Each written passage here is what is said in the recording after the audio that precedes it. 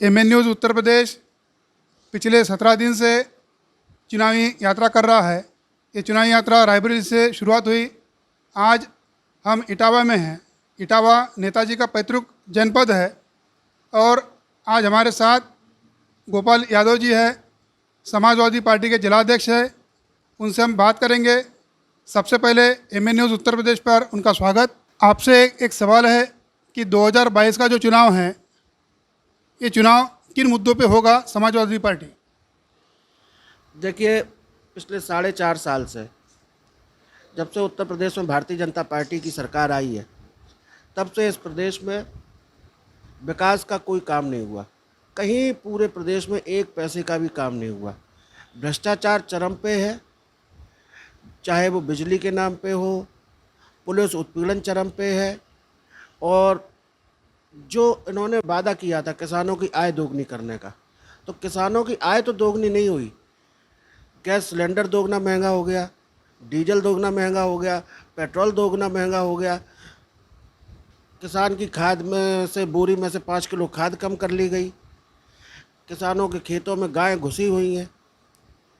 और इस सब के अलावा जो इन्होंने गायों के नाम पे जो राजनीति करते हैं, आज आप किसी भी गौशाला की स्थिति दिखाइए जाके, इतनी गाय पहले कभी नहीं मरती थी जितनी गायें आज भूखी मर रही हैं गौशालाओं में।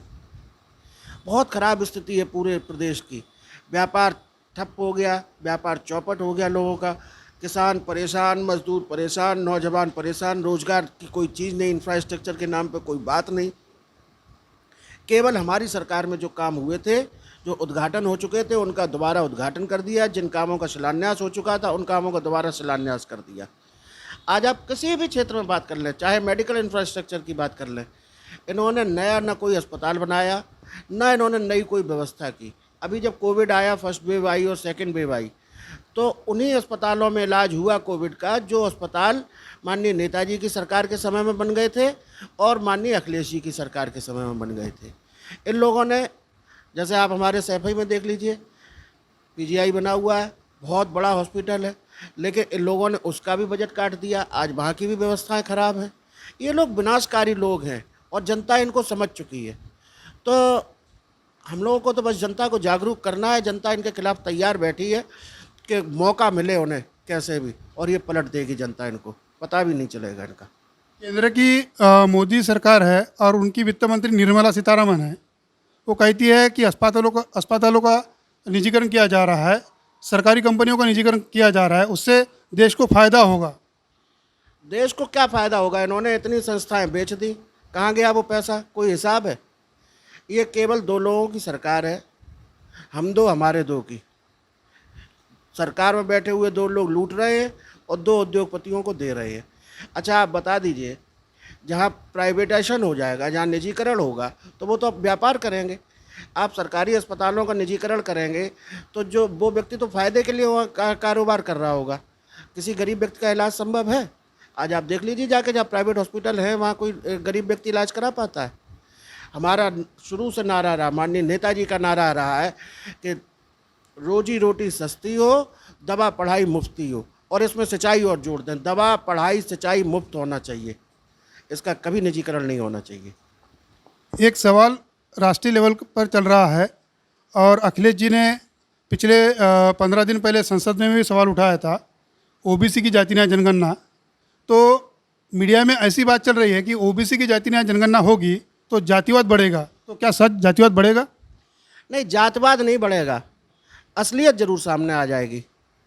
उत्तर प्रदेश में इन लोगों ने ओबीसी को भ्रमित कर दिया और पूरे देश में भ्रमित कर दिया।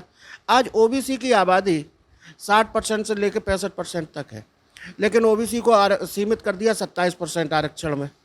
तो हम ये मांग करते हैं शुरू से कि आप जातिगत जनगणना कराइए। और आपने जब सारी बातें, सारी चीज़ें आधार कार्ड से जोड़ दी, आपने चाहे गैस कनेक्शन हो, प्रॉपर्टी हो, हमारे बच्चे का स्कूल में एडमिशन हो, बैंक में अकाउंट हो, जो कुछ भी हो, एवरीथिंग, ईच एंड एवरीथिंग, सब कुछ आपने आधार कार्ड से जोड़ दिया। तो आप हमारी जात भी आधार कार्ड से जोड़ दीजिए, पता चल जाएगा कि किसका कितना हो। जिसकी जितनी संख्या हो उसको उतना हिस्सा दे दीजिए। हम कहाँ कह रहे हैं, हम तो चाहते किसी के साथ अन्याय ना हो, जातिवाद फैले नहीं। ये तो वो लोग कह रहे हैं जो सामंतवादी प्रवृत्ति के लोग हैं, चाहते इस देश में सामंतशाही रहे, किसी को उसका हक ना मिले, किसी को न्याय ना मिले, वो लोग इस तरह की बातें फैलाते हैं।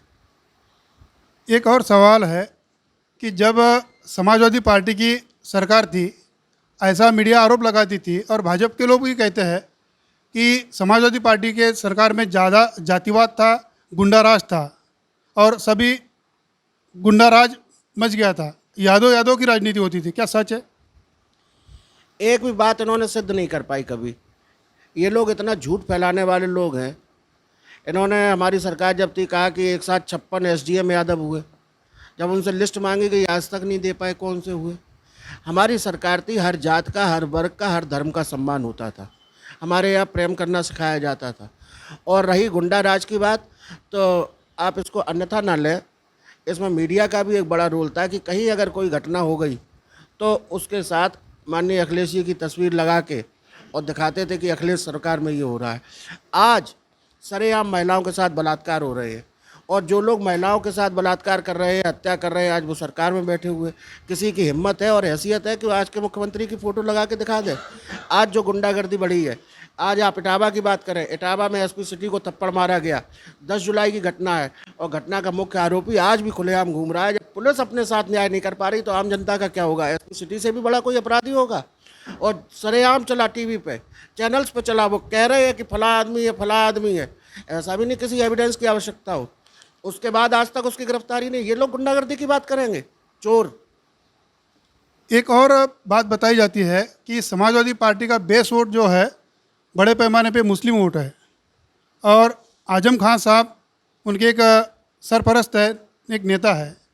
तो समाजवादी पार्टी आजम खान की तरफ देख भी नहीं रही है, उन्हें जेल में डाला गया। ये आप कैसे कह सकते हैं कि समाजवादी पार्टी आजम खान साहब की तरफ नहीं देख रही?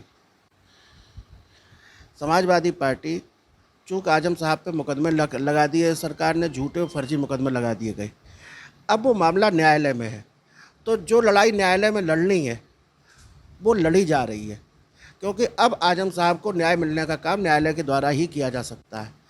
तो हर तरह से कानूनी लड़ाई जो लड़नी है वो लड़ी जा रही है।